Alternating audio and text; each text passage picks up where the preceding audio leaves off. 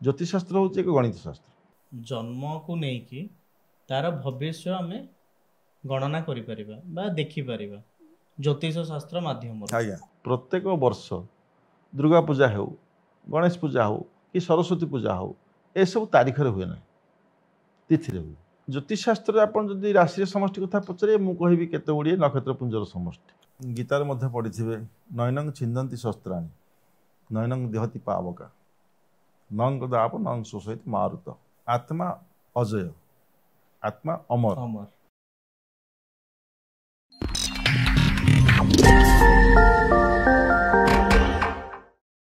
नमस्कार, जय जगन्नाथ।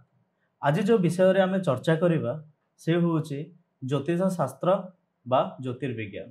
तो आम सहित ए विषय रे जो अतिथि चर्चा करने को अच्छे सी होउचंती साकदीप दैवज्ञ प्रभात पंडित। चलतु तांको आमे स्वागत करिबा। सर नमस्कार। सर नमस्कार। भल अछन सर? भल अच्छे आज्ञा। जं ब्रह्मा वरुणेन्द्र रुद्र मरुत स्तन्वन्ति देवैस्तवै ऋवेदै साङ्गपदिङ्गमोपनिषदैर्गायन्ति च सामगा ध्यानावस्थिता सुतद्गतेन मनसा पश्यन्ति च योगिनं यस्यान्दनाविदो सुरासुरगणं श्रीदेवाय तस्मै नमः।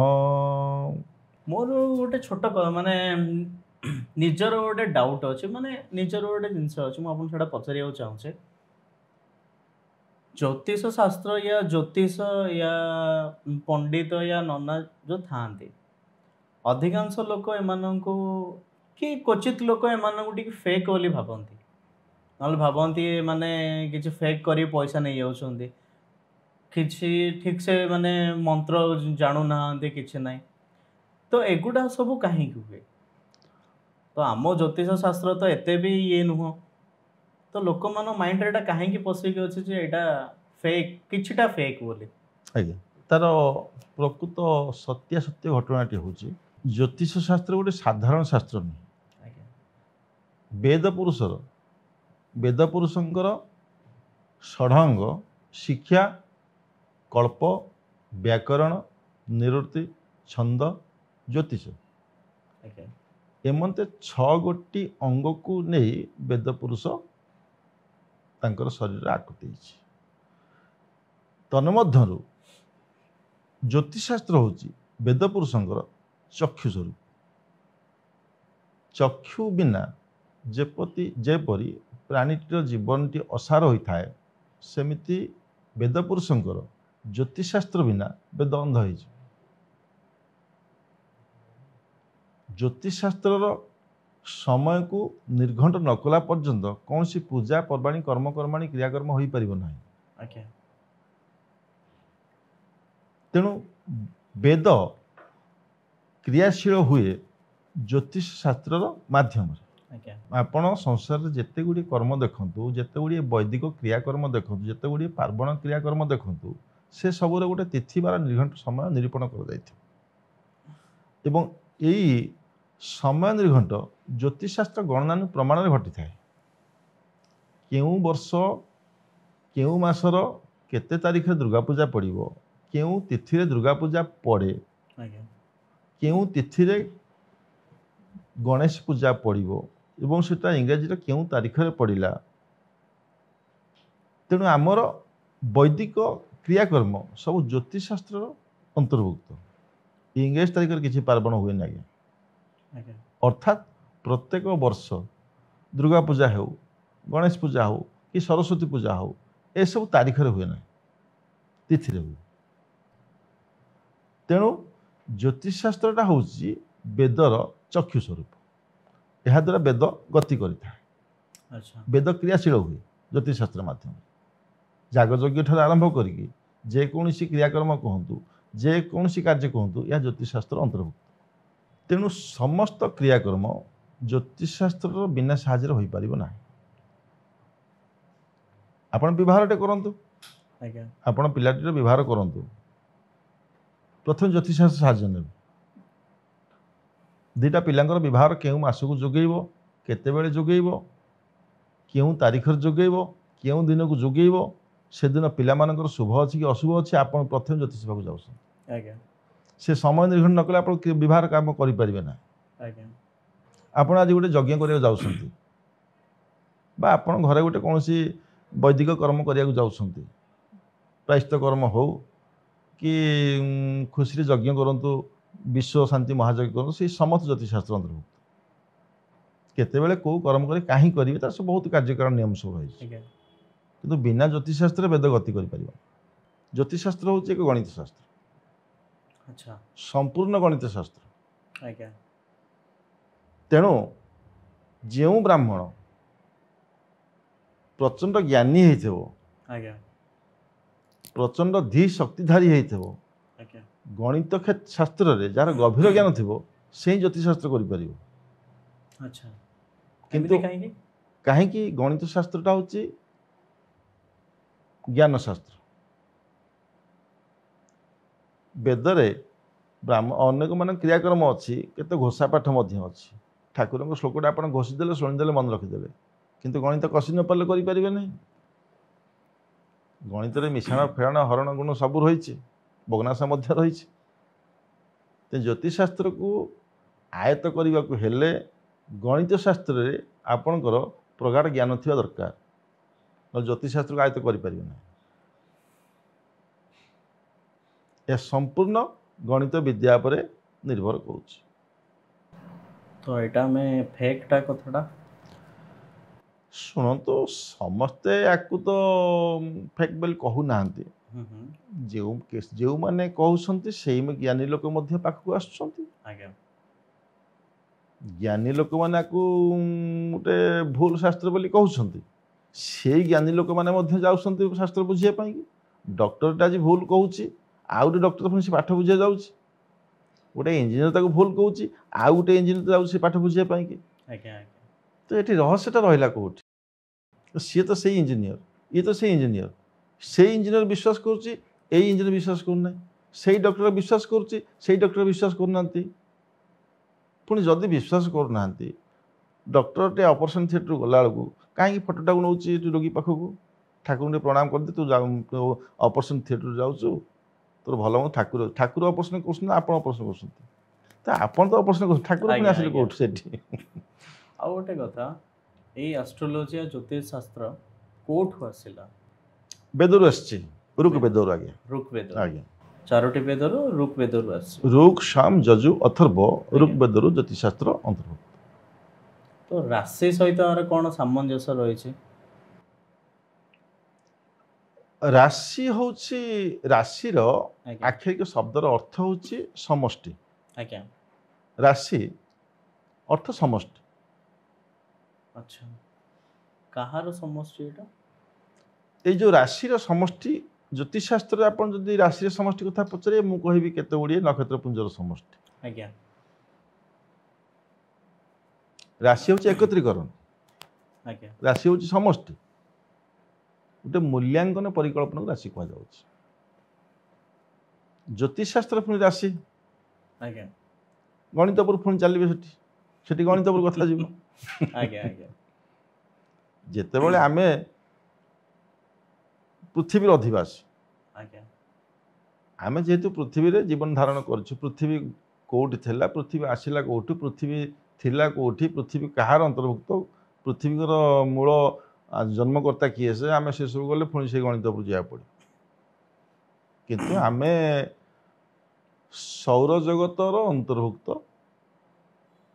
ସୌରଜଗତରେ ପୃଥିବୀ ଗୋଟିଏ ଗ୍ରହ। ଆମେ ସୌରଜଗତରେ ପୃଥିବୀରେ ବାସ କରୁଛୁ, ତେଣୁ ପୃଥିବୀ ହେଉଛି ଆମର ମା, ଯେହେତୁ ଆମେ ପୃଥିବୀରେ ବାସ କରୁଛୁ। ତ ଆମର ଯୋଉ ରାଶି ଅଛି 12ଟା ରାଶି, ହୁଁ, ସେମାନେ କାହାକୁ ନେଇକି ସେ 12ଟା ରାଶି ବନାଯାଇଛି? ରାଶି ଚକ୍ର, ଆଜ୍ଞା ରାଶି ଚକ୍ର। ଗୋଟେ ଚକ୍ରକୁ ଆପଣ କେତେ ଧରିବେ, ବା ଗୋଟେ ଚକ୍ରର ମୂଲ୍ୟାଙ୍କନ ଆପଣ କେତେ କରିବେ? ସାଧାରଣତଃ ଜିଓମେଟ୍ରିକାଲ ପଏଣ୍ଟ ଦେଖିଲେ ଗୋଟେ ବୃତ୍ତର ପରିଧି ହେଉଛି 360 ଡିଗ୍ରୀ। ଆଜ୍ଞା ଆଉ ଗୋଟେ ଛୋଟ ଚକ୍ର ହେଲେ ମଧ୍ୟ ତାର ପରିଧି ହେବ ସେ 360 ଡିଗ୍ରୀ। ଆଜ୍ଞା ଗୋଟେ ବଡ଼ ଚକ୍ର ହେଲେ ମଧ୍ୟ ସେ 360 ଡିଗ୍ରୀ ହେବ। ଯେକୌଣସି ଚକ୍ରର ଚକ୍ରର ପରିଧି ହେଉଛି 360 ଡିଗ୍ରୀ। ଆଜ୍ଞା ଆମ ରାଶି ଚକ୍ରର ପରିଧି ହେଉଛି 360 ଡିଗ୍ରୀ। ଆଜ୍ଞା ହେବନି କି? ଆମ ରାଶି ଚକ୍ରରେ କାହିଁକି କୁହାଗଲା? ଯେହେତୁ ଆମେ ପୃଥିବୀର ଅଧିବାସୀ।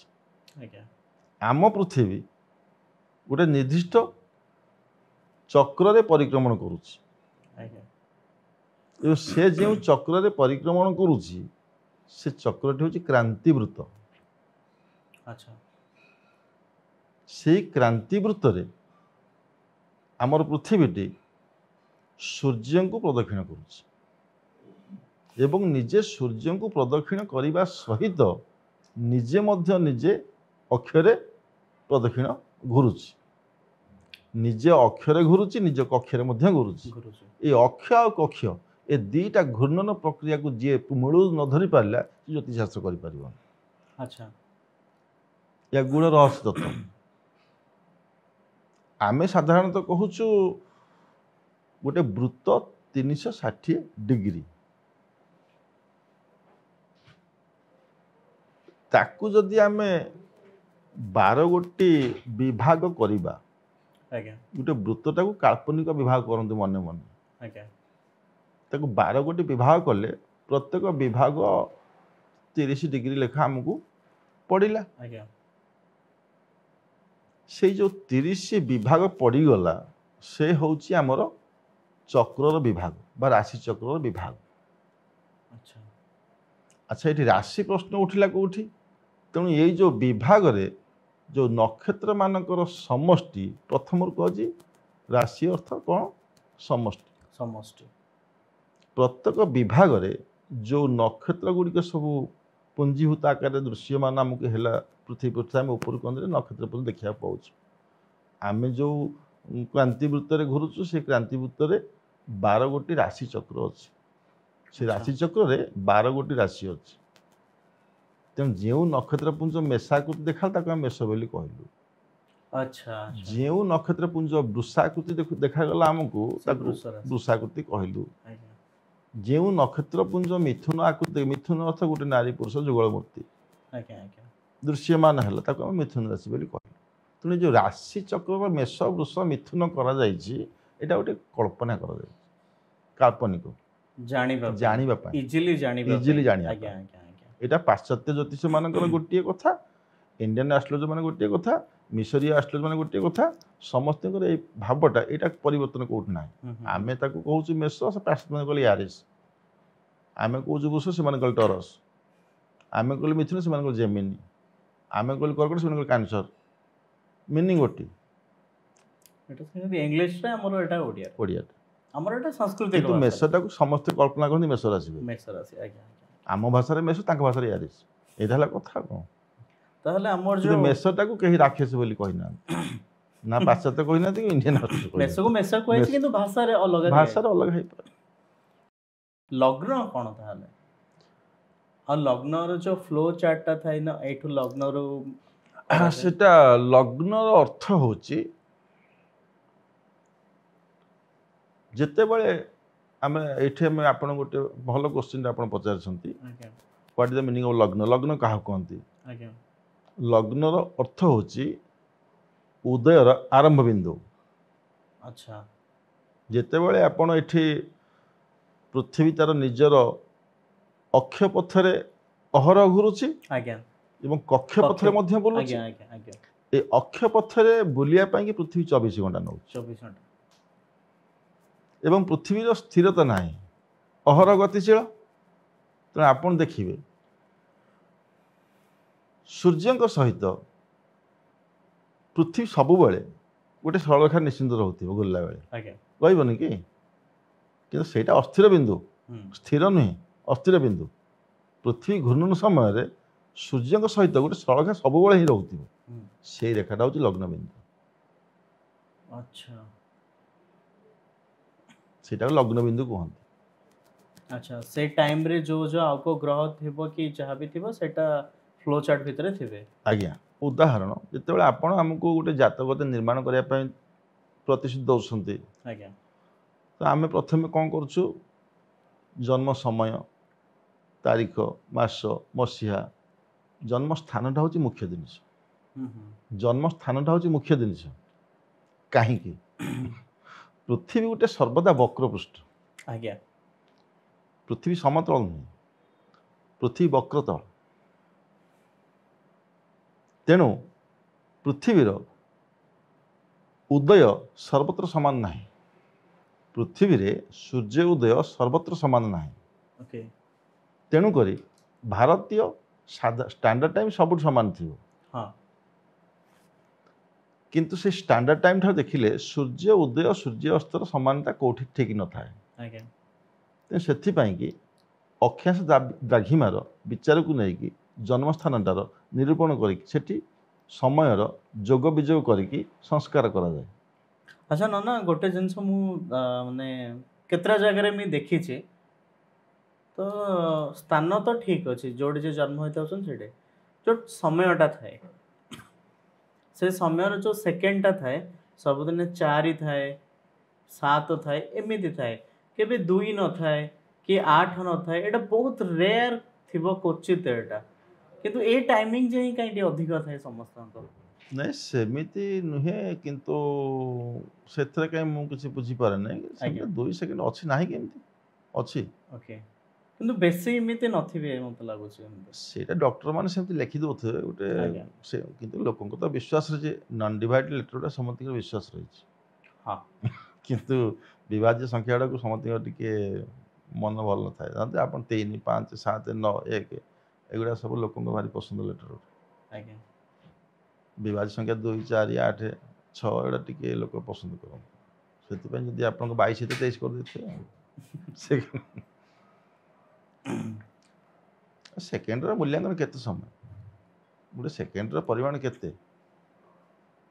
ଆଉ ଗୋଟେ କଥା ଆମର ଯୋଉ ରାଶି ଥାଏ 12ଟା ରାଶି ଅଛି ଆଷ୍ଟ୍ରୋଲୋଜର ମାନେ ଗୋଟେ ସପ୍ତାହ ପାଇଁ ନହେଲେ ଗୋଟେ ବର୍ଷ ପାଇଁ ପ୍ରିଡିକ୍ସନ କରି କୁହନ୍ତି ଏ ରାଶିରେ ଏଇଟା ଏଇଟା ହବ ତ ଏଇଟା କେତେ ଦୂର ଏଥିରେ ସତ୍ୟତା ଅଛି? ଆପଣଙ୍କର ଯେମିତି ଜନ୍ମ ହେଉଛି, ଆଜ୍ଞା ଆପଣଙ୍କର ଦିନେ ଜନ୍ମ ହେଇଥିଲା ଏକ ନିର୍ଦ୍ଦିଷ୍ଟ ସମୟ ନିର୍ଦ୍ଦିଷ୍ଟ ମୁହୂର୍ତ୍ତ ନିର୍ଦ୍ଦିଷ୍ଟ ଦିନ, ସେମିତି ବର୍ଷ ମଧ୍ୟ ପ୍ରତ୍ୟେକ ବର୍ଷ ସମସ୍ତେ ଜନ୍ମ ଲାଭ କରୁଛନ୍ତି। ଆଜ୍ଞା ଆପଣ ଯେଉଁ କହୁଛନ୍ତି ଓଡ଼ିଆ ନବବର୍ଷ ଆଜ୍ଞା କହୁଛନ୍ତି ନା, ଆଜ୍ଞା ଓଡ଼ିଆ ନବବର୍ଷ ଏହାର ଅର୍ଥ କ'ଣ? ଓଡ଼ିଶାର ମାସ ନା ନା, ଓଡ଼ିଆର ନବବର୍ଷ। ଆମେ ଓଡ଼ିଶାର ଯେଉଁ ପଣା ସଂକ୍ରାନ୍ତିଟିକୁ ଆଚ୍ଛା ଧରୁଛେ ବା ମେରୁ ସଂକ୍ରାନ୍ତି ବୋଲି କହୁଛେ, ଓଡ଼ିଆ ନବବର୍ଷ ସେଇଟା ଆରମ୍ଭ ହେଲା 365 ଦିନ 15 ଘଣ୍ଟାରେ ପୁଣି ସେ ନବବର୍ଷ ଆସି ପହଞ୍ଚେ। ଓଡ଼ିଆ ନବବର୍ଷ ପ୍ରତ୍ୟେକ ବର୍ଷ ଗୋଟେ ନିର୍ଦ୍ଦିଷ୍ଟ ସମୟ ଜନ୍ମ ଲାଭ କରୁଛି। ଆଚ୍ଛା ଲେଖା ହେଇଥିବ ଅଦ୍ୟ ମେଷ ସଂକ୍ରାନ୍ତି ମଧ୍ୟାହ୍ନ ପୁଣ୍ୟକାଳ, ବା ସୂର୍ଯ୍ୟ ଯେତେବେଳେ ପୃଥିବୀ ସହିତ ଗୋଟିଏ ସରଳରେଖାରେ ରହୁଛନ୍ତି ବା ପୃଥିବୀ ସେଇଦିନ ଘୂର୍ଣ୍ଣନ ସୂର୍ଯ୍ୟଙ୍କ ଠାରୁ ଆରମ୍ଭ କରିବ। ସୂର୍ଯ୍ୟ ପୃଥିବୀଙ୍କର ଏକ ସରଳରେଖାଟା ହେଉଛି ମେଷ ସଂକ୍ରାନ୍ତି। ସେମିତି ଆମ ଓଡ଼ିଆ ପାଇଁ ସେଇଟା ଗୋଟିଏ ସରଳରେଖା ହେଇପାରିଲା, ସବୁ ରାଜ୍ୟ ପାଇଁ ହେଇନଥିବ, ସବୁ ରାଜ୍ୟଙ୍କର ଗୋଟେ ଗୋଟେ ନୂଆ ବର୍ଷ ଥିବ। ଆମ ପାଇଁ ସେଇଟା ନୂଆ ବର୍ଷ ହେଲା, ଆମ ଅକ୍ଷାଂଶ ପାଇଁ କି ଓଡ଼ିଶାର ସେଇଟା ନୂଆ ବର୍ଷ। ତେଲୁଗୁ ନୂତନ ବର୍ଷ ଦେଖାହେଉଛି, ତା ଅର୍ଥ କ'ଣ? ସବୁ ରାଜ୍ୟର ସରଳରେଖାଟା ଏକ ରହୁନି ସେଦିନ। ତେଣୁ ଓଡ଼ିଆ ନବବର୍ଷ, ଏଇ ଯେଉଁ ବର୍ଷଟି ଜନ୍ମ ହୁଏ ପ୍ରତ୍ୟେକ ବର୍ଷ ସମ୍ବତ୍ସର ଜନ୍ମ ହୁଅନ୍ତି, ବର୍ଷ ଅର୍ଥ ସମ୍ବତ୍ସର, ସେ ଜନ୍ମ ସମୟରେ ବର୍ଷର କେଉଁ ଗ୍ରହମାନେ କେଉଁଠି ଥିଲେ। ଆଚ୍ଛା ନବବର୍ଷ ଜନ୍ମ ଲାଭ ସମୟରେ ଆମେ ଦେଖୁଛୁ ଆଜି ଆଜି ପଣା ସଂକ୍ରାନ୍ତି ଦିନ 12ଟା 15 ମିନିଟ୍ ନୂଆବର୍ଷ ପଦାର୍ପଣ କରିବେ। ସେହି ସମୟରେ ଗ୍ରହମାନଙ୍କ ସ୍ଥିତିକି ନେଇକି ବାର୍ଷିକ ସମ୍ବତ୍ସର ଫଳ ପ୍ରକାଶ କରାଯାଏ। ବାର୍ଷିକ ସମ୍ବତ୍ସର ଫଳ, ସେଇ ବାର୍ଷିକ ସମ୍ବତ୍ସର ଫଳ ଯେତେବେଳେ ପୃଥିବୀ ପାଇଁ ପ୍ରଚାର କରାଯାଉଛି, ଭାରତ ପାଇଁ ପ୍ରଚାର କରାଯାଉଛି, ଓଡ଼ିଶା ପାଇଁ ପ୍ରଚାର କରାଯାଉଛି, ରାଶିମାନଙ୍କୁ କାହିଁ ପ୍ରଚାର କରାଯିବନି? ଆମେ ସେଥିପାଇଁ ପଞ୍ଜିକାରେ ଲେଖା ହେଇଥିବ ଚଳିତ ସମ୍ବତ୍ସରରେ ମେଷ ରାଶିର ଆୟ ଏତିକି, ବ୍ୟୟ ଏତିକି, ସ୍ଥିତି ହେଲା ଏତିକି। ଏଇଟା ହେଉଛି ବାର୍ଷିକ ଫଳ। ଜନ୍ମ ସମୟର ମୁହୂର୍ତ୍ତକୁ ନେଇକି ପରିପ୍ରକାଶ କରାଯାଏ। এটা হচ্ছে ସତ୍ୟ ଏବଂ ବାର୍ଷିକ ଫଳଟା ଠିକ। ବାର୍ଷିକ ଆଜ୍ଞା ସାପ୍ତାହିକ ଯୋଉ ଥାଏ ଏଇଟା ହୁଁ ସତ। ଦୈନିକ ଫଳ ମଧ୍ୟ ରହିଛି। ଦୈନିକ ଫଳ ବି ରହିଛି। ଚନ୍ଦ୍ରଙ୍କୁ ନେଇକି ଦୈନିକ ଫଳ କରାଯାଉଛି। ଏଇଟା କେମିତି ଆଜ୍ଞା ଏଇଟା କେମିତି ହୁଏ? ଭାରତୀୟ ଆଷ୍ଟ୍ରୋଲୋଜର ମାନେ ହୁଁ ଭାରତୀୟ ଜ୍ୟୋତିର୍ବିଜ୍ଞାନୀ ମାନେ ଚନ୍ଦ୍ରକୁ ଅନୁକରଣ କରିକି ଗଣନା ଆରମ୍ଭ କରୁଛନ୍ତି। ଆଜ୍ଞା ପାଶ୍ଚାତ୍ୟ ଜ୍ୟୋତିର୍ବିଜ୍ଞାନୀ ମାନେ ସୂର୍ଯ୍ୟଙ୍କୁ ଅନୁକରଣ କରି ଜ୍ୟୋତିର୍ବିଦ୍ୟା ଗଣନା କରୁଛନ୍ତି। ଏଇଟା କାହିଁକି ହୁଏ? ଆମର ଚନ୍ଦ୍ର, ଭାରତୀୟ ସେମାନେ ସୂର୍ଯ୍ୟ। ପାଶ୍ଚାତ୍ୟ ସେମାନେ ସୂର୍ଯ୍ୟଙ୍କୁ ନେଇ ଗଣନା କରୁଛନ୍ତି, ଆମେ ଚନ୍ଦ୍ରକୁ ନେଇ ଗଣନା କରୁଛୁ, ଅସୁବିଧା କ'ଣ ଅଛି? ଓକେ ପାଠ ତ ଏକା। ତେଣୁ ଆମେ ଆଜ୍ଞା ଚନ୍ଦ୍ରଙ୍କୁ ନେଇକି ଗଣନା କରୁଛୁ। ଆଜ୍ଞା ତେଣୁ ଚନ୍ଦ୍ରଙ୍କୁ ନେଲେ ଚନ୍ଦ୍ର ପ୍ରତ୍ୟେକ ରାଶିରେ 2.5 ଦିନ ରୁହନ୍ତି। ଆଜ୍ଞା 2 ଦିନ 12 ଘଣ୍ଟା। ତେବେ 12 ଗୋଟି ରାଶି, ପ୍ରତ୍ୟେକ ରାଶିରେ ଚନ୍ଦ୍ର 2.5 ଦିନ ନେଇ 12 ଗୋଟି ରାଶି ସିଏ କଭରେଜ କରନ୍ତି ବା ପରିକ୍ରମଣ କରନ୍ତି। ଆଜ୍ଞା এই ରାଶି ଚକ୍ରଟା ହେଉଛି କ୍ରାନ୍ତି ବୃତ୍ତର ଗତିପଥ। ବୃତ୍ତୀୟ ପଥକୁ ରାଶି ଚକ୍ର କୁହନ୍ତି। এই ରାଶି ଚକ୍ରରେ ସମସ୍ତ ଗ୍ରହମାନେ ପରିକ୍ରମଣ କରନ୍ତି। এই ଗ୍ରହମାନେ କୋଉଠୁ ଆସିଲେ? ଆଜ୍ଞା ଥିଲେ କୋଉଠି? ଗ୍ରହମାନେ ସମ୍ପୂର୍ଣ୍ଣ ସୂର୍ଯ୍ୟଙ୍କର ଦେହରୁ ଜନ୍ମ ହେଇଛନ୍ତି ଆଜ୍ଞା ବା ବିଗ୍ ବ୍ୟାଙ୍ଗ ଆମର ଯେଉଁ ବିଭିନ୍ନ ପ୍ରକାର ସବୁ ବୈଜ୍ଞାନିକ ମାନଙ୍କ ମତବାଦ ରହିଛି, ସୂର୍ଯ୍ୟଙ୍କର ବିସ୍ଫୋରଣରୁ ବା ସୂର୍ଯ୍ୟ ବିସ୍ଫୋରଣ ହେଇକି ଖଣ୍ଡ ଖଣ୍ଡ ହୋଇଗଲେ ଆଜ୍ଞା ଏବଂ ସେମାନେ ଏକ ନିର୍ଦ୍ଦିଷ୍ଟ କକ୍ଷ ପଥରେ ସୂର୍ଯ୍ୟଙ୍କୁ ପ୍ରଦକ୍ଷିଣ କଲେ। ବୃହସ୍ପତିଙ୍କର ଗୋଟେ ନିର୍ଦ୍ଦିଷ୍ଟ କକ୍ଷପଥ ରହିଛି, ମଙ୍ଗଳଙ୍କର ରହିଛି, ପୃଥିବୀର କକ୍ଷପଥ ରହିଛି, ବୁଧଙ୍କର ରହିଛି। ଏମିତି ସମସ୍ତ ଗ୍ରହମାନେ ଗୋଟେ ଗୋଟେ କକ୍ଷପଥରେ ସୂର୍ଯ୍ୟଙ୍କୁ ପରିକ୍ରମଣ କଲେ। ତ ଏଇ କକ୍ଷପଥରେ ପରିକ୍ରମଣ କରିବା ଏବଂ କକ୍ଷପଥ କ୍ରାନ୍ତିବୃତ୍ତଟିକୁ ସମ୍ପୂର୍ଣ୍ଣ 12 ଭାଗରେ ବିଭକ୍ତ ହେବା ଏବଂ 12 ଗୋଟି ବିଭକ୍ତ ଗୋଟେ ଗୋଟେ ରାଶି କୁହାଯିବା ଏବଂ ଚନ୍ଦ୍ର ପୃଥିବୀକୁ ପରିକ୍ରମଣ କରିବା ଦ୍ୱାରା ଆମେ ଚନ୍ଦ୍ରଙ୍କୁ ଚାହିଁକି ଜ୍ୟୋତିର୍ବିଦ ଗଣନା କରିଛନ୍ତି ବା ଆରମ୍ଭ ହେଇଛି। এটা ଆମକୁ ସୁବିଧା ହେଇଛି। ତାହେଲେ ଭାଗ୍ୟ ଆଉ ଭାଗ୍ୟରେଖା କ'ଣ? ଭାଗ୍ୟରେଖା ଆଜ୍ଞା ଭାଗ୍ୟ ଜ୍ୟୋତିଷଶାସ୍ତ୍ର ଉପରେ କହୁଛନ୍ତି ନା? ଆଜ୍ଞା ତେଣୁ ଜ୍ୟୋତିଷଶାସ୍ତ୍ର ଯେତେବେଳେ ଆମେ ଗୋଟେ ଜାତକଟିକୁ ନିର୍ମାଣ କଲୁ, ଯେଉଁ ସମୟଟି ଲଗ୍ନ ହୋଇଥିଲା ଆଜ୍ଞା ବା ଜାତକ ଯେଉଁ ସମୟରେ ଜନ୍ମ ହୋଇଥିଲେ ଏବଂ ଯେଉଁ ସମୟଟା ସୂର୍ଯ୍ୟଙ୍କ ସହିତ ଏକ ସରଳରେଖା ରହୁଥିଲା ସେଟା ହେଉଛି ଲଗ୍ନ। ଆଜ୍ଞା ସେ ଲଗ୍ନକୁ ନେଇକି 12 ଗୋଟି ଭାବରେ ବିଭକ୍ତ କରାଗଲା। ପ୍ରଥମରୁ କୁହାଯାଇଛି ଏକ ବୃତ୍ତ ହେଉଛି 360 ଡିଗ୍ରୀର ମାନ୍ୟ ପ୍ରାପ୍ତ। ତେଣୁ 360 ଡିଗ୍ରୀକୁ ଆମେ ସେତେବେଳେ 12 ଭାଗଟା କରୁଛୁ, ଭାଗକ 30 ଲେଖା ପଡ଼ୁଛି, ପ୍ରତ୍ୟେକ 30 ଭାଗକୁ ରାଶି କୁହାଯାଉଛି। ରାଶିର ଅର୍ଥ ସମସ୍ତ।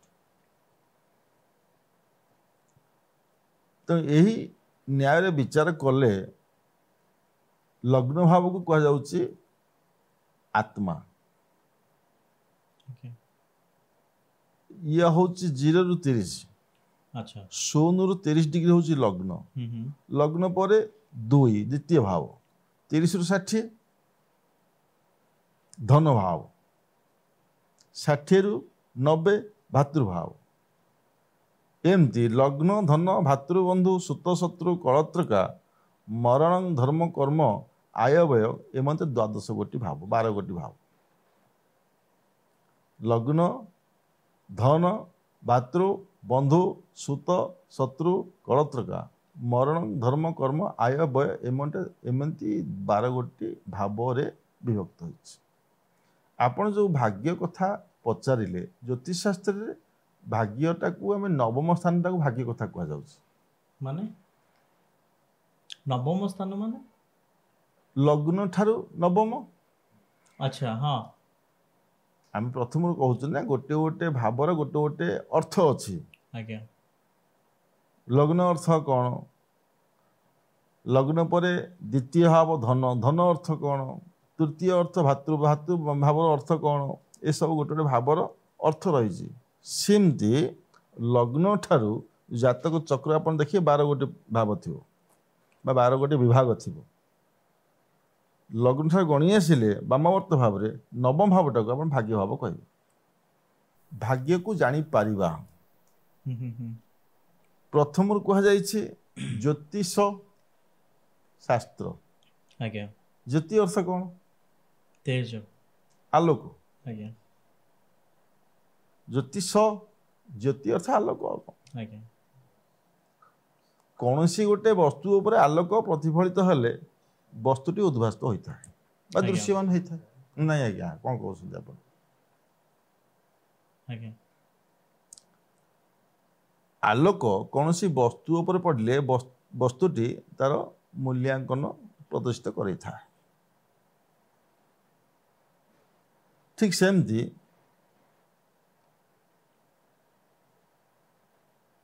लग्न ठारू जो भाग्य भावटा कहुच्छी ये भाग्य भाव नवम स्थान को कहुए सेठी जिते आम विचार कर लग्न निर्माण कलु से भाग्य भाव में कौ ग्रहटी रही सबू ग्रह मानकर आक्षरिक गोटे अर्थ रही से निजर व्यक्तिगत क्रियाकलाप रही धरतु आम कहूँ रवि चंद्र मंगल बुध बृहस्पति शुक्र शनि राहु केतु ये ज्योतिष चक्र ग्रह मान अच्छा किंतु पृथ्वी ग्रह कहुए कहीं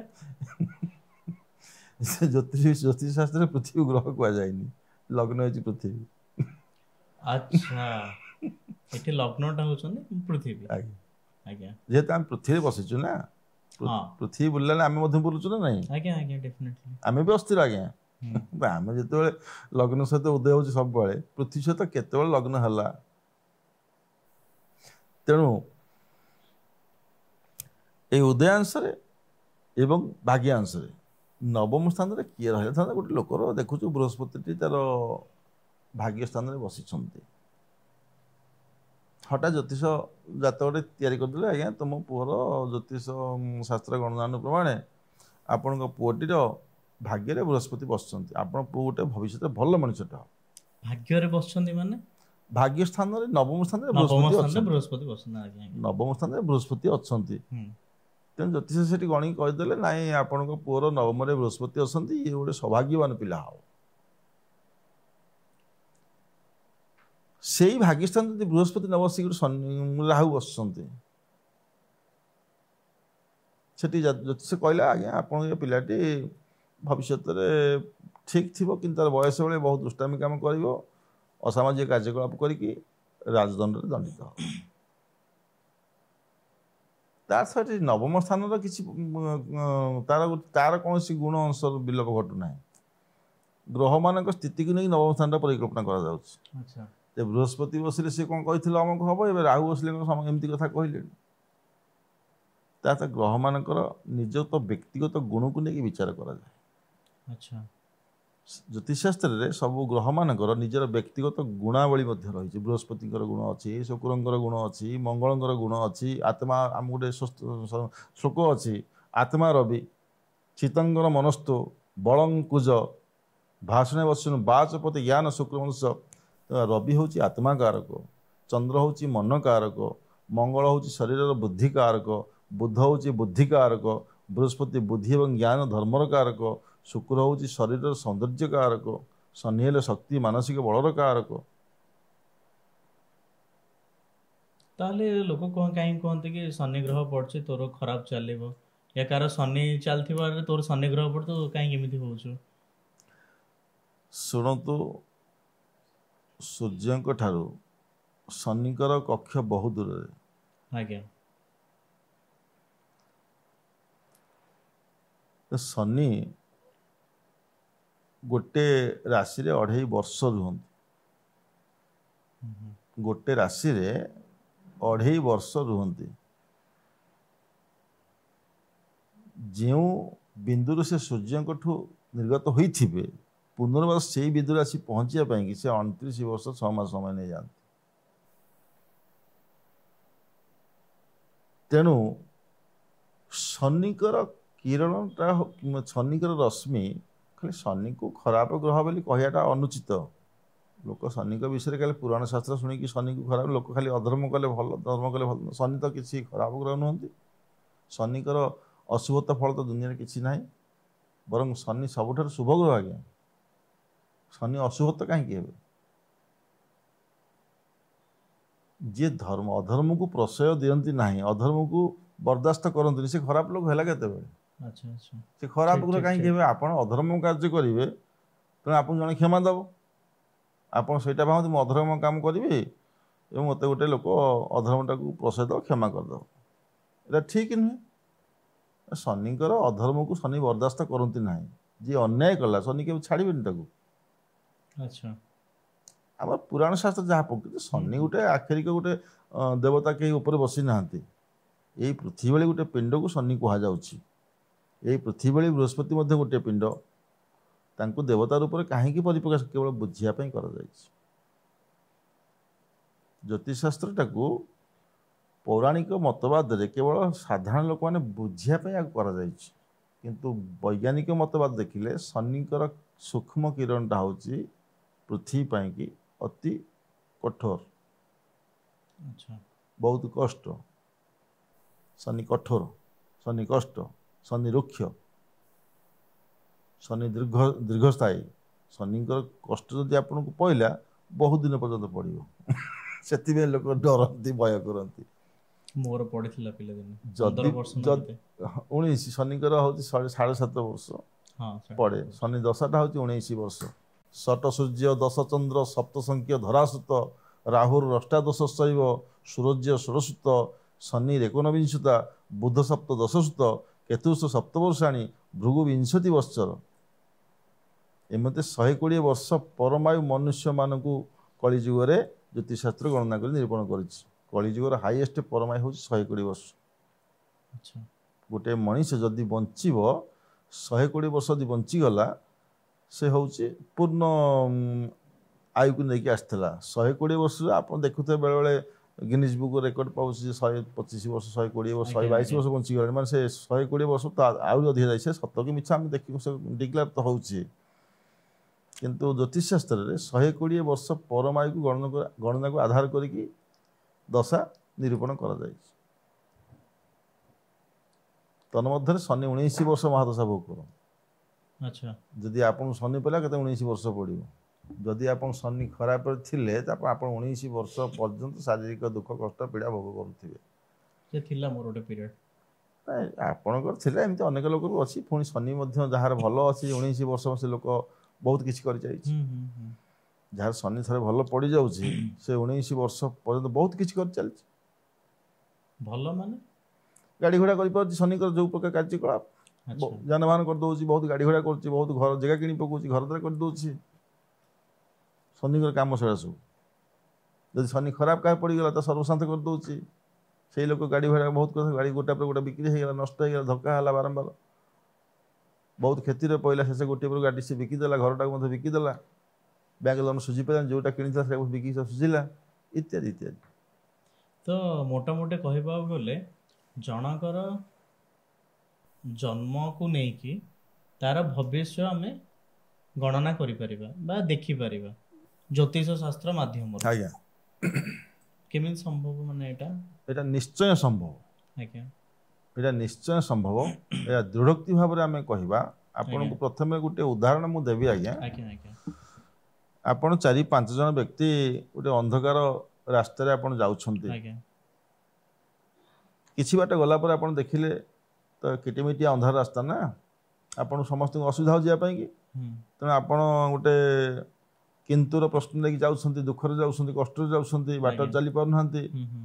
ହଠାତ୍ ଦେଖିଲେ ଗୋଟେ କ'ଣ ଗୋଟେ ସେ ଅନ୍ଧକାର ଜାଗାରେ ଆପଣ ଦେଖିବା ପାଇଁ କିଏ ଗୋଟେ ବସିଲା ବେଳେ ଦେଖାହେଉଛି, ବହୁତ ବୃହଦ ଆକାର ହେଇଛି। ଆପଣଙ୍କ ସାଙ୍ଗ ଜଣ କହିଲା ଗୋଟେ ଶୈତାନଟେ ବାହାରିଲାଣି। ତାପରେ ଆଉ ଜଣଙ୍କ ନାଇଁ ଭୂତର ଭଳି ଦେଖାଯାଉଛି, ଆଉ ଜଣଙ୍କ ନାଇଁ କିଏ ଗୋଟେ ବସିଛି। ଏଇ 5 ଜଣଙ୍କର 5 ପ୍ରକାର ପ୍ରଶ୍ନ। ଆଜ୍ଞା କିନ୍ତୁ ପ୍ରକୃତ ଜିନିଷଟା କ'ଣ କେହି ଜାଣିପାରୁନାହାନ୍ତି। ଠିକ୍ ସେଇ ସମୟରେ ଆପଣମାନେ 5 ଜଣ ସ୍ତମ୍ଭୀଭୂତ ହେଇ ଠିଆ ହେଇଛନ୍ତି, କିନ୍ତୁ ଆଗକୁ କେହି ଯାଉନାହାନ୍ତି। କ'ଣ ଗୋଟେ ବସିଛି ସେଠି ଆଉ। ଠିକ୍ ସେଇ ସମୟରେ ଜଣେ ବ୍ୟକ୍ତି ଆପଣଙ୍କ ପାଖକୁ ଆସି ପହଞ୍ଚିଲେ, ତାଙ୍କ ହାତରେ ଗୋଟେ ଟର୍ଚ୍ଚ ଲାଇଟ୍ ଥିଲା। ତେଣୁ ଯେତେବେଳେ ସେଇ 5 ଜଣ ଯାକ କହିଲେ ଭାଇ ଟିକେ ଠିଆ ହେବ, ଦେଲେ ଟର୍ଚ୍ଚ ଲାଇଟ୍ଟା, ସେ କିଏ ଗୋଟେ ବସିଛି ସେଠି ନା କେଉଁଠି, ସେ ଲୋକ ଦେଖିନଥିଲା। ଆପଣ ତାକୁ ମଧ୍ୟ ଦେଖିବାକୁ ଚେଷ୍ଟା କରେଇଲେ।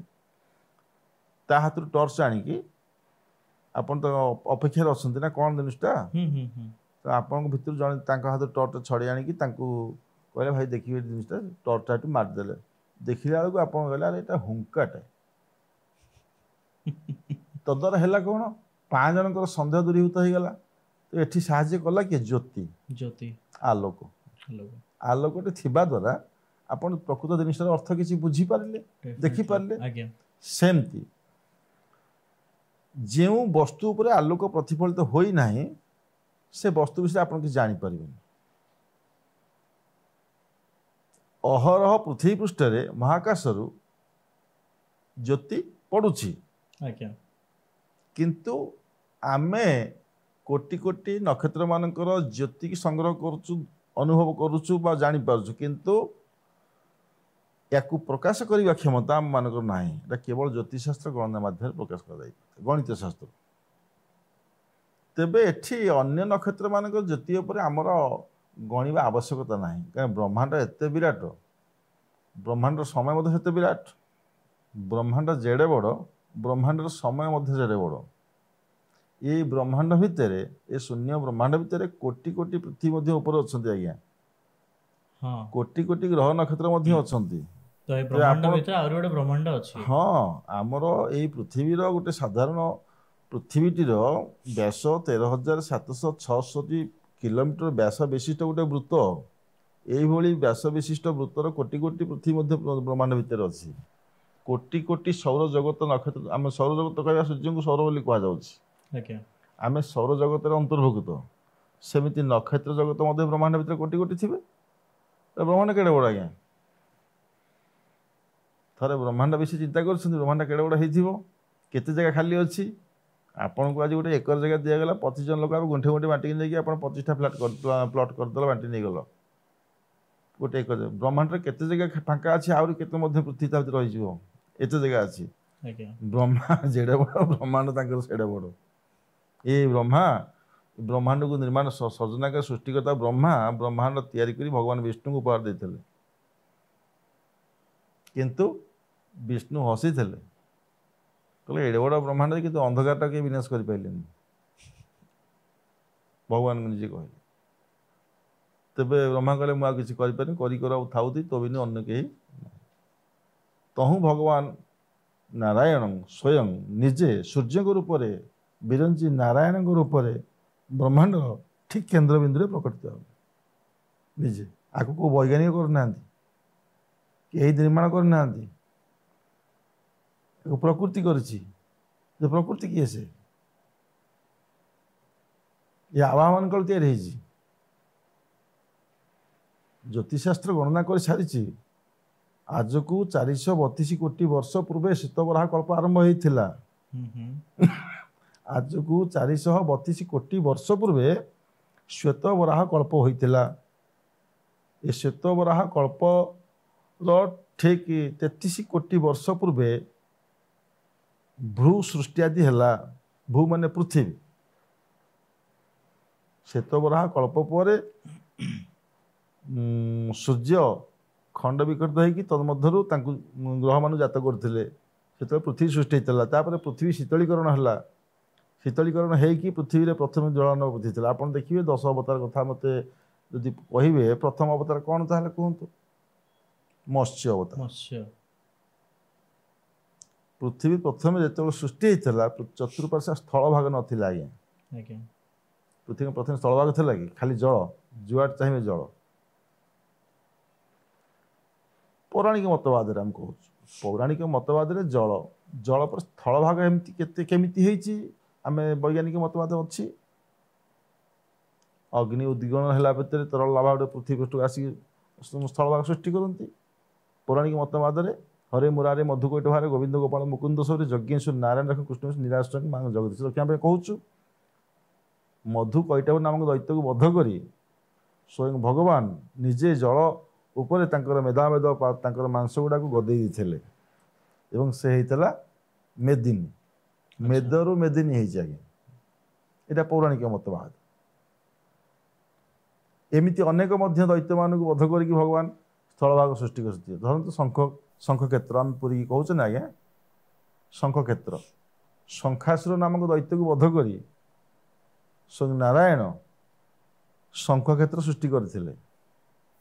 अच्छा स्वयं शिव मध्य अंधक नामक असुर को बध करिकी जहाँ वास्तुपुरुष कहूँ वास्तुपुरुष किए पुराण में वर्णित से अंधकासुर नामक दैत्य को बध करी भगवान शिव युद्ध करते बध कले भगवान शिव युद्ध कला बेले तांको पारि नथिले तहु ब्रह्मा 33 कोटी देवता को निर्देश देले तुम ये दैत्य को तलमुहा कर माड़ी बस वास्तु से अंधकासुर माने वास्तुपुरुष। अच्छा तहु देवता माने किए वास्तुपुरुष मस्तक बसिले किए हाथ में बसिले किए आंगुठी बसिले किए गोड़ में बसिले किए इत्यादि इत्यादि तो तहु वास्तुपुरुष कहले हे ब्रह्मा मुझे देवता मान किसी क्षति कर मत एमती माड़ी बस जंत्रणा कहीं दौरान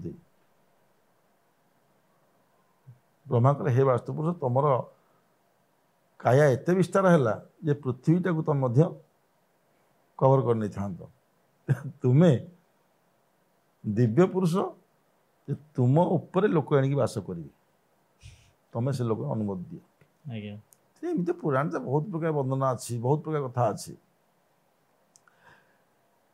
तेज ये हूँ आमर पृथ्वीर वैचित्र्य पृथ्वीर रहस्य तेणु अहरह पृथ्वी रे आर्निक गति एवं वार्षिक गति चली आर्निक गति रे दिवारात्र होची वार्षिक गति रे ऋतु वर्ष मास होची एटा होची प्रकृतिर नियम एवं अहरह प्राणी माने जन्म होसंती अहरह प्राणी मानकर समय मध्य ये पृथ्वी अच्छी कालचक्र रे जीए बसिला सी समय को अतिक्रम करके जीव अंधकार को जीव आलोक को जीव पुणी आलोक जाई पुणी अंधकार आसो। अच्छा सब बेले गोटे प्राणीर आलोक नथिबो जी आलोक रे गति करुच्ची से दिन अंधकार को जीव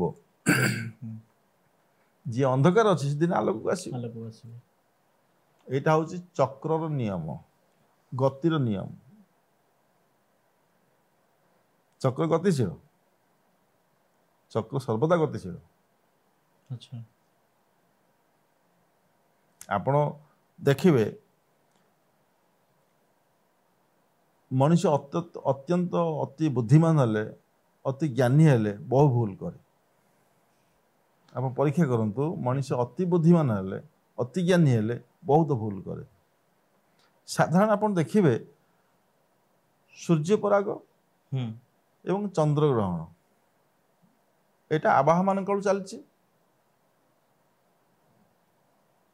सृष्टि प्रारंभ एक क्रिया चलती आज कथा नुहे आपन देखिए जड़ देहरे गोटे जड़ वस्तुर देहरे शक्ति निश्चित अच्छी आपन कोयलाटा को नहीं आसुंती कोयला देहरे अग्नि संजोग कले से लाल पड़ जाऊँगी कोयला भितर किसी ना किसी गोटे शक्ति अच्छी अग्नि को धारण कर क्षमता कोयला देहर अच्छी ना ना आज्ञा से दुईटी प्रस्तर को आपन देखंतु प्रस्तर भितर किसी ना किसी शक्ति अच्छी कारण प्रस्तर देह दुईटी प्रस्तर जिते अलग अलग थुआई अग्निस्फुलिंगन हो कि ना जिते से दुईटी प्रस्तर को आपन बाड़े देवे आघात करेंगे जहाँ से दुईटी प्रस्तर देहरु अग्निस्फुलिंग निश्चिंत निर्गत हम कौन है आघात भर तेबे आघातटा हूँ कौन गोटे शक्ति क्रिया सेमती दुईटी जड़ वस्तु धरतु सूर्य चंद्र आ पृथ्वी परस्पर परस्पर एक निर्दिष्ट कक्षे परिक्रमण करुछंती जिते से जड़ तीन गोटी वस्तु ସେମାନେ ଶକ୍ତିରେ ସବୁବେଳେ ପର୍ଯ୍ୟବେକ୍ଷିତ ଆଜ୍ଞା, କାରଣ ସେମାନେ ଗତି ଅଛି ନା। ଯେତେବେଳେ ସେମାନେ ଏକ ସରଳରେଖାକୁ ଆସିବେ, ପରସ୍ପର ଆକର୍ଷିତ ବିକର୍ଷିତ ହେବେ, ସେଇ ସମୟର ଶକ୍ତିଟା ଆପଣ କୁଆଡ଼େ ଯିବ? ତେଣୁକରି ଜ୍ୟୋତିର୍ବିଜ୍ଞାନୀ ମାନେ କହୁଛନ୍ତି ଗ୍ରହଣ ସୂର୍ଯ୍ୟପରାଗ ସମୟରେ ଭୋଜନ ନିଷେଧ। ଆଚ୍ଛା, ଆପଣଙ୍କ ଏଇଟା ଅନ୍ଧବିଶ୍ୱାସ। ମଡର୍ଣ୍ଣ ଯୁଗ, ଆଜ୍ଞା ମଡର୍ଣ୍ଣ ଯୁଗ ଲୋକ ଭାବନ୍ତି। ମଡର୍ଣ୍ଣ ଯୁଗରେ ଆଜ୍ଞା ଯୋଉ ଚୁମ୍ବକୀୟ କ୍ଷେତ୍ରଟି ସେଠି ସୃଷ୍ଟି ହେଉଛି, ଚନ୍ଦ୍ର ସୂର୍ଯ୍ୟ ଆଉ ପୃଥିବୀ ଯେତେବେଳେ ଏକ ସଳଖାରେ ରହୁଛନ୍ତି, ସେମାନଙ୍କ ଭିତରେ ଯୋଉ ପ୍ରତିକ୍ରିୟାଟା ହେଉଛି, ସେ ପ୍ରତିକ୍ରିୟାରେ ପୁଣି ପୃଥିବୀ, ପୁଣି ତା ଭିତରେ ପୁଣି ମନୁଷ୍ୟ। ବଟ୍ ଆମେ ୱେଷ୍ଟର୍ଣ୍ଣ କଲଚର ଆମେ ଗୋଟେ ପୁରା ଧୂଳିକଣ ଖାଉଛନ୍ତି। ସାଙ୍ଗେ ସମାନ ଆଜ୍ଞା, ଆଜ୍ଞା, କିନ୍ତୁ ଆମେ ଚୁମ୍ବକୀୟ କ୍ଷେତ୍ର ଭିତରେ ରହୁଛୁ ନା ନାହିଁ ସେ ସମୟଟା। ହଁ ହଁ ହଁ, ତ ଆମେ ଯୋଉ 3 ଘଣ୍ଟା 3.5 ଘଣ୍ଟା ପର୍ଯ୍ୟନ୍ତ ଦେଖୁଛି ଗ୍ରହଣର ଆଦ୍ୟକାଳ, ଗ୍ରହଣର ମଧ୍ୟକାଳ, ଗ୍ରହଣର ପ୍ରାନ୍ତକାଳ ଲେଖୁଛି, ପଞ୍ଜିକା ମାନଙ୍କରେ ଲେଖା ହେଉଛି। ପଞ୍ଜିକାର ଅର୍ଥ ହେଉଛି ଗଣନାର ଗୋଟେ ଆକ୍ଷରିକ ମାନେ ରହସ୍ୟ। ଆଜ୍ଞା, ପଞ୍ଜିକାର ଗୋଟେ ପଞ୍ଜିକା ମାନେ ଗୋଟେ ଆଶ୍ଚର୍ଯ୍ୟ କଥା କିଛି ନୁହଁ। ଯେଉଁ ଶାସ୍ତ୍ରରେ ସୃଷ୍ଟିର କାଳର ରହସ୍ୟ ଉଲ୍ଲେଖ ଥାଏ, ସେ ହେଉଛି ପଞ୍ଚାଙ୍ଗ, ସାରଣୀ। ସେଠି ଗ୍ରହ ନକ୍ଷତ୍ର ମାନଙ୍କର ଗତି, ସ୍ଥିତି, ପ୍ରଳୟ, ଲୟ ପଞ୍ଚାଙ୍ଗରେ ଥାଏ। ତେଣୁ ଆମେ ସୂର୍ଯ୍ୟପରାଗ ଚନ୍ଦ୍ରଗ୍ରହଣ ସମୟରେ এই ପୌରାଣିକ ମତବାଦ କଥାକୁ ବା ଆମର ଯେଉଁ ପୂର୍ବାଚାର୍ଯ୍ୟମାନେ କହିଛନ୍ତି, ଭାସ୍କରାଚାର୍ଯ୍ୟ ହୁଅନ୍ତୁ, ଶ୍ରୀପତି ହୁଅନ୍ତୁ, ଲଲ୍ଲୁ କୁହନ୍ତୁ, ଆର୍ଯ୍ୟଭଟ୍ଟ କୁହନ୍ତୁ, ଏମାନେ ସବୁ କ'ଣ ଅଜ୍ଞ ଥିଲେ? ଏମାନେ କାହିଁକି ମନୁଷ୍ୟମାନଙ୍କୁ ଏଇ ନିର୍ଦ୍ଦେଶ ପ୍ରଦାନ କରୁଥିଲେ ଯେ ଏହି ସମୟରେ ପାକାହାର ନିଷେଧ, ଭୂରି ଭୋଜନ ନିଷେଧ? ବହୁତ କିଛି କାରଣ ଥିଲା, କିନ୍ତୁ ଆମେ ଅଧୁନାତା କହିବା ଏସବୁ ଭୁଲ କଥା, ଏସବୁ ଠିକ କଥା ନୁହେଁ। ରାଶିମାନଙ୍କ ଭିତରେ ପରସ୍ପର ସହିତ ଷଢ଼ାଷ୍ଟକ ରହିଛି, ରାଜ୍ୟଟକ ଯୋଗ ରହିଛି। ବିଭାର ଆମେ କରୁଛୁ ଆଜ୍ଞା। ପ୍ରଥମରେ ଆମେ କହୁଛୁ ଆତ୍ମା ରବି ଶୀତଙ୍କର ମନସ୍ତୁ। ଶୀତଙ୍କର ଶୀତଳ କିରଣ ପ୍ରଦାନ କରନ୍ତି ଯିଏ, ଶୀତ କିରଣ। ଆଜ୍ଞା, ଚନ୍ଦ୍ରଙ୍କୁ ଶୀତକର କୁହାଯାଏ। ଆଜ୍ଞା, ଚନ୍ଦ୍ରଙ୍କର ବହୁତ ନାଁ ଅଛି। ହିମାଂଶୁ ଚନ୍ଦ୍ରମା ସୋମ ମୃତାଙ୍ଗିତ ନିଶାପତି ନିଶନାଥ ଶଶାଙ୍କ ଶଶିଲାସନମ। ତାହେଲେ ଷଢ଼ାଷ୍ଟକ ଆଉ ରାଜଜଟକ ଏଇଟା ରାଶି ମାନଙ୍କର ଗୋଟେ କୌଣିକ ଦୂରତ୍ୱ। ଆଚ୍ଛା, ଏଇଟା କେତେ ଦୂର ଯାଏଁ ସତ ଥାଏ? କାହିଁକି ନା ରାଜଜଟକରେ ବି ଝଗଡା ହୁଏ ଆଫ୍ଟର ମ୍ୟାରେଜ। ରାଜଜଟକଟା ହଉଛି ଗୋଟେ ରାଶିର ଗଣନା। ଆଜ୍ଞା, ୟା ଭିତରେ ଗ୍ରହମାନଙ୍କ ସ୍ଥିତି ମଧ୍ୟ ରହିଛି। ଦାରିଦ୍ର୍ୟ, କୋଳଟା ମୃତ୍ୟୁ, ବୈଧବ, ସୁତହୀନତା, ଏତେ ପଞ୍ଚଗ୍ରହ ଦୋଷ ବିବାହ ବର୍ଜନ୍ୟାତ। ଖାଲି ତାରା ଚନ୍ଦ୍ର ବଳବର୍ଣ୍ଣ ମଣ୍ଡଳ ଭାବନା ଥିବ, ଜାତି ନାଡ଼ି ସ୍ୱରବର୍ଗୀୟ ବିବାହ 10 ମେଳ ଖାଲି କରିଦେଲେ ହେଇଯିବନି। 10 ମେଳକ ସହିତ ଆହୁରି 5 ମେଳକ ତା ଭିତରେ ଅଛି ଆଜ୍ଞା। ଆଚ୍ଛା, ଦାରିଦ୍ର୍ୟ, କୋଳଟା ମୃତ୍ୟୁ, ବୈଧବ, ସୁତହୀନତା, ଏତେ ପଞ୍ଚଗ୍ରହ ଦୋଷ ବିବାହ ବର୍ଜନ୍ୟାତ। ଆଜି ଗୋଟେ ପୁଅ ଗୋଟେ ଝିଅକୁ ରାଜଜଟକ ବିବାହ ହେଉଛି ରାଶି ରାଶି। ଗୋଟେ ସେ ଝିଅର ଲଗ୍ନରେ ଅଛି କେତୁ, ଆଉ ଗୋଟେ ଝିଅର ଅଛି ଲଗ୍ନରେ ବୃହସ୍ପତି। ତା ଲଗ୍ନର କେତୁ, ଆ ଲଗ୍ନର ବୃହସ୍ପତି, ତ କେହି କେଉଁ ଆକ୍ଟିଭ ନୁହନ୍ତି। ତ ଉଭୟନ୍ତରେ ପଡ଼ିବନି, ଚନ୍ଦ୍ର ପଡ଼ୁନି, ମନେ ପଡ଼ୁନି, ପଡ଼ିବ କେମିତି? ଷଢ଼ାଷ୍ଟକରେ ବି କେତେ ଜଣ ବାହା ହେଇକି ଭଲରେ ଷଢ଼ାଷ୍ଟକରେ କେତେବେଳେ ବାହା ହେଇକି ମଧ୍ୟ ଭଲରେ ଅଛନ୍ତି। ଆଜ୍ଞା, ରାଜଜଟରେ ବାହା ହେଇକି ମଧ୍ୟ କେତେ ଦୁଃଖରେ ଅଛନ୍ତି। ଆଜ୍ଞା, ଏଟା କେବଳ ଗଣନାର ଅଭାବ, ଶିକ୍ଷାର ଅଭାବ। ଆଚ୍ଛା। ତାହେଲେ ଆମେ ଏଇଟା ଯୋଉ ପୂର୍ବରୁ ମୁଁ ଆପଣଙ୍କୁ କ୍ୱେଶ୍ଚିନ୍ଟା ପଚାରିଥିଲି, ଆଜ୍ଞା, ତ ତାର ସପୋଜ ଜଣେ ଜନ୍ମ ନେଉଛି ଆଉ ତାର ଭବିଷ୍ୟ ବି ଆମେ ବନେଇ ପାରିବା ଜ୍ୟୋତିଷ ନିଶ୍ଚିନ୍ତ ଆଜ୍ଞା। ତାହେଲେ ଏଇଟା ହେଇପାରିବ, ଯେମିତି ଆପଣ ଡିଟେଲିଂରେ ପୁରା କହିଲେ। ନାଇଁ ନାଇଁ ହେଇପାରିବ। ଆଜ୍ଞା, ଜ୍ୟୋତିଷଶାସ୍ତ୍ର କିଛି ଭୁଲ ବି ନାହିଁ। ହୁଁ, କେବଳ ଭୁଲ ତାକୁ କରୁଛନ୍ତି କୋଉମାନେ? ଜ୍ୟୋତିଷଶାସ୍ତ୍ର ଠିକ ସେ ବିଚାର ନ କରିକି ପରିପ୍ରକାଶ କରିବା, ଏଇଟା ଗୋଟେ ଭୁଲ ଅପରାଧ। ଶାସ୍ତ୍ରଟାକୁ ଜ୍ୟୋତିଷଶାସ୍ତ୍ରଟା ସମ୍ପୂର୍ଣ୍ଣ ସଂସ୍କୃତ ଭାଷାରେ ଲେଖା ହେଇଛି। ଜ୍ୟୋତିଷ ଆପଣ ଦେଖନ୍ତୁ, ଗୋଟେ ସାଧାରଣ ଆମେ ଦେଖିବେ ସିଦ୍ଧାନ୍ତ ଦର୍ପଣ ଗୋଟେ ଶାସ୍ତ୍ର ଅଛି। ଆଜ୍ଞା, ସେ ସିଦ୍ଧାନ୍ତ ଦର୍ପଣ ଶାସ୍ତ୍ରରେ ସବୁ ଶବ୍ଦ ଗଣନା। ଆଜ୍ଞା, ଆପଣ ପ୍ରଥମ ସଂଖ୍ୟା ହେଉଛି କ'ଣ? 1।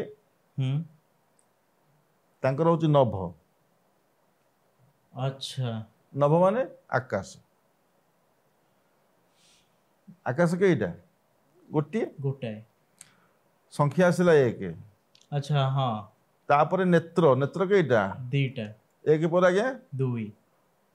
2 पर संख्या 3 3 राम राम आत्मा राम मनोराम तत्व राम अच्छा राम संख्या बोले 3 बुझिए आज्ञा अग्नि बोले 3 आज्ञा अग्नि 3 अग्नि 3 केमिति अग्नि 3टा मु आपन कहबी आज्ञा। मुख्याल आसुनी अग्नि बोले 3 राम बोले 3 आत्मा राम मनोराम तत्व राम 3 संख्या पर को संख्या आसी आज्ञा 4 4 वेदाह वेद केते वेद 4टा 4 4 संख्या पर 5 5 बाणा पंचबाण कौन कौन पंचबाण ओके सेटा नांकर कामदेवंकर संख्या हला 5 5 पर आज्ञा 6 6 षढ़ रस 6 रस ख नभ नेत्र रामार बेदारे बाणा रसर मुनि बसु रंध्र रस बोले षढ़ रस मुनि बोले सप्त मुनि 7 सप्तमुनि आज्ञा आज्ञा बसु संख्या 8 अष्ट बसु अच्छा रंध्र नवरंध्र संख्या हो गला 1 टू 9 हो गला शून्य रही गला आज्ञा शून्यटा केमती गोल ख हला पृथ्वी पृथ्वीटा केमती गोल से ख पृथ्वी तेणु सामंतर गणना होती यही प्रकार धरते आम कह बाणर पृष्ठे बाण केते हला संख्याटा आज्ञा आपन कहबे बाणर पृष्ठे बाण बाण बोले 5 5 5 रे पाखे आउ गोटे 5 लेखि संख्या केते होची आपनकर 55 होची ना होनी बेदेरी बाण जदि मु कहबी आपन बेदेई बाण 4 आज्ञा संख्या सब डाहाण पटु गणी आमको अच्छा अंका ना बामन गति हाँ हाँ हाँ हाँ हाँ आज्ञा आज्ञा आज्ञा एक गण जीवे ए बेदेई बाण वेद माने 4 आज्ञा 4 पर 5 लेखि पाँच। संख्या केते हला 54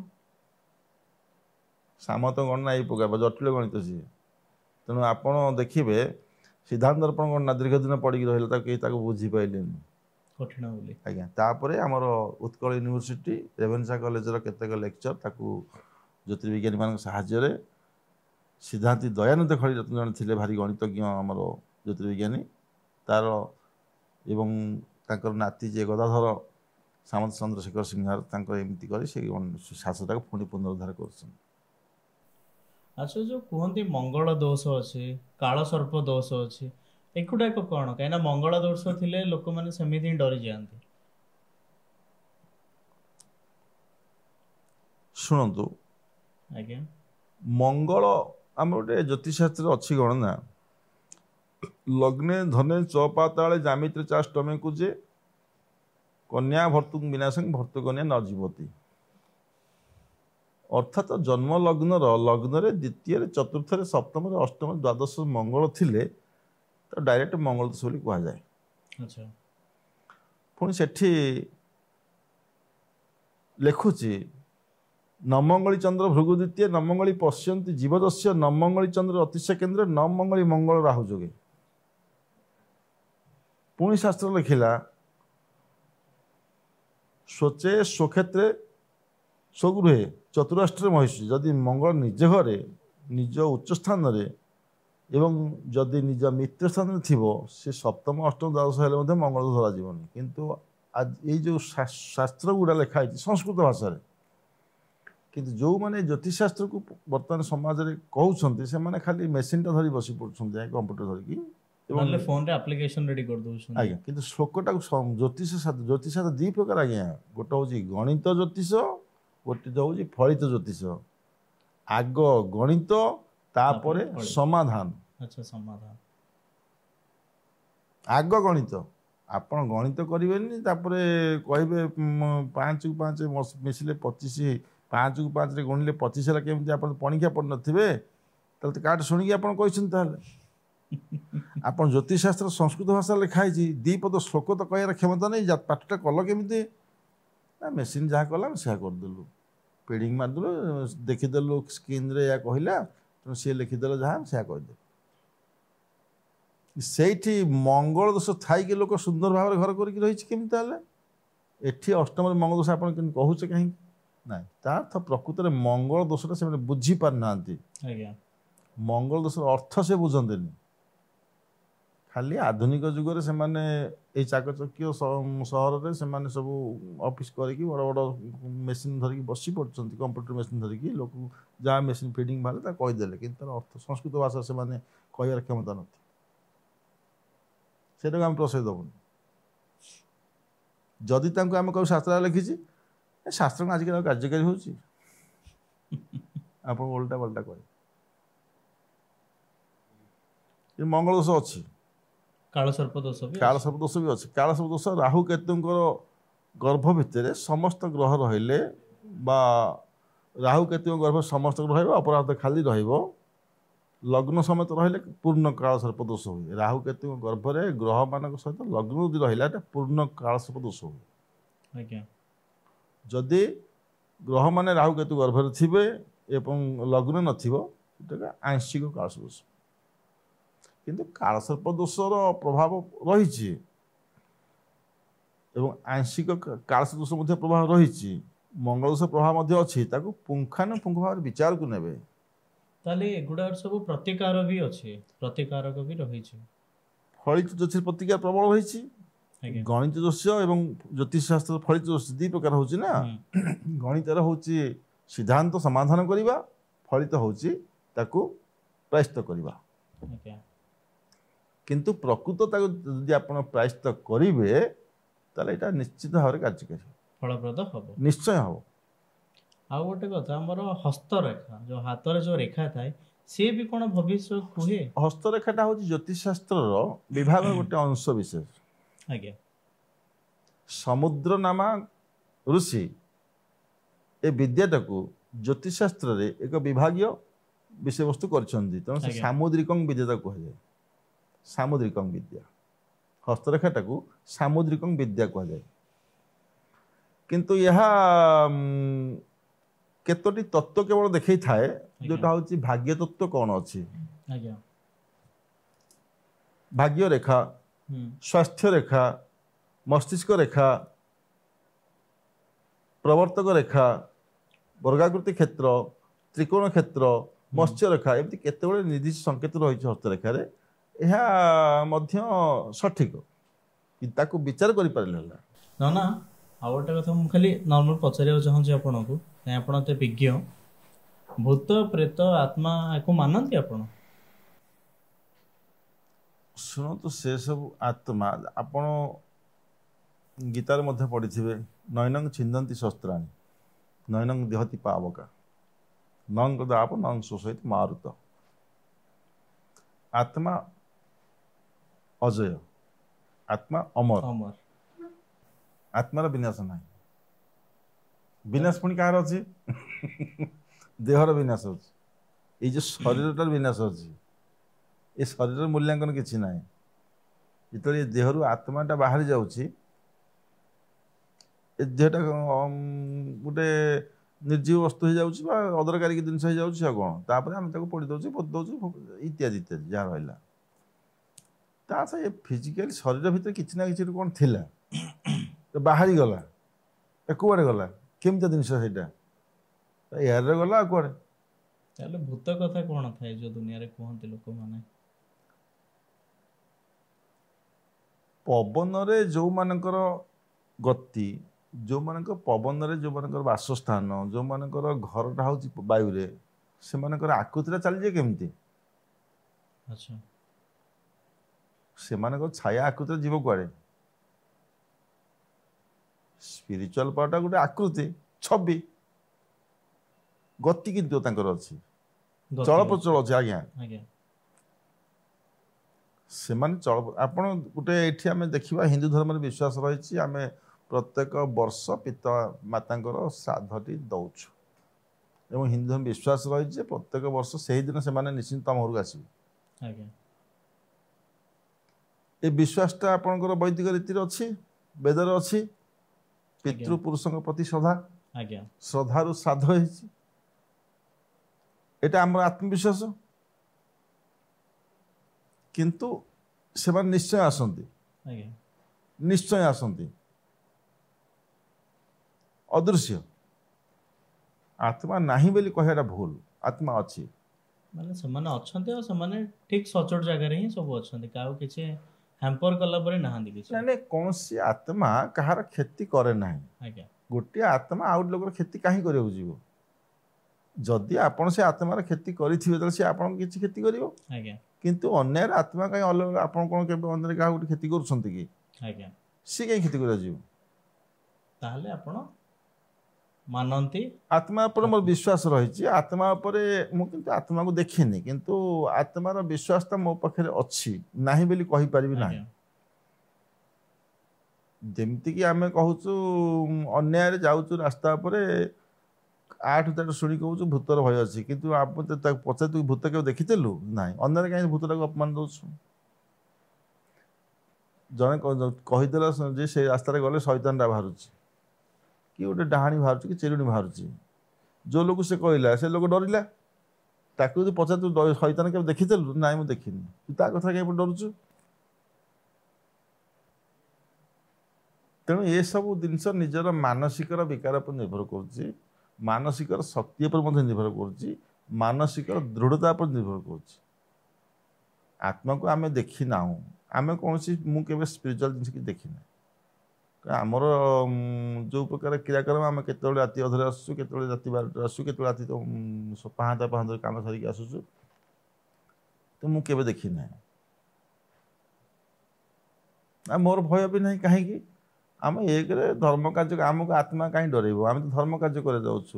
ଆମେ ଧରନ୍ତୁ କାହାର ଗୋଟେ ଯଜ୍ଞ କରିବାକୁ କି ବିବାହ କରିବାକୁ କି ପୂଜା ପାଠରେ ଗଲୁ, ଆମେ ଆସୁ ଆସୁ ରାତି ଅଧ ହେଇଗଲା, ମୁଁ ତ ଅନ୍ୟାୟ କାର୍ଯ୍ୟ ଯାଇନଥିଲି, ତ ମୁଁ ଆତ୍ମାଟାକୁ ବିନା କାହିଁ ଡରି ତାକୁ? ସେ ଆତ୍ମାଟାକୁ ମୁଁ କାହିଁ ନିନ୍ଦା କରାଯିବି? ସେ ମୋତେ କେବେ ଡରେନି, ମୁଁ ତାକୁ ବିଛା ତା ନାଁଟା କାହିଁ ଅପପ୍ରଚାର କରିବି? ଆପଣଙ୍କୁ ଧନ୍ୟବାଦ ଏତେ ସମୟ ଦେଇଥିବାରୁ, ଏତେ ସାରା ଡିଟେଲିଂ ଜ୍ୟୋତିଷ ବିଜ୍ଞାନ ଉପରେ କହିଥିବାରୁ। ଆପଣଙ୍କୁ ଏଇଟା ଆମ ଶୋ ତରଫରୁ ଗୋଟେ ଛୋଟ ଗିଫ୍ଟ। ଆପଣଙ୍କୁ ଏପିସୋଡ଼ଟା ବି ଭଲ ଲାଗିଥିବ, ଆମ ଦର୍ଶକମାନଙ୍କୁ ବି ଭଲ ଲାଗିଥିବ। ରହୁଛି, ନମସ୍କାର।